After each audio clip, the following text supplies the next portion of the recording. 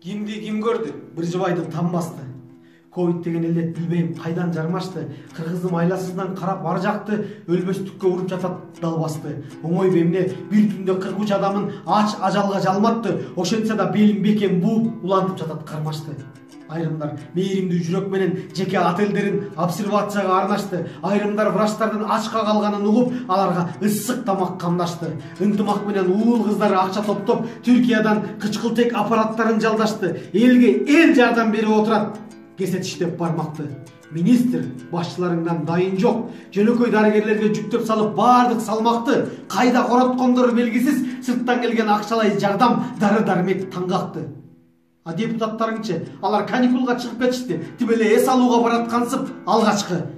Коомго бир тыйынчалык пайдасы тийбеген соң, билбейм кантип уялбай көтөрүп жүрүшөт.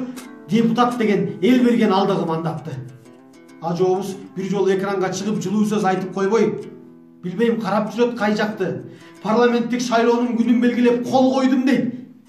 Эл кыйналып жакынын жоктоп зарлап турганда, ошондой шайлоону белгилөө биз үчүн эмне талгакпы?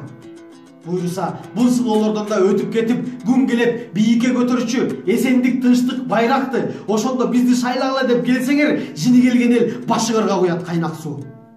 Ансыз да маал каткан маңкурт бийликке Манастын тукуму 30 жылын алдатты.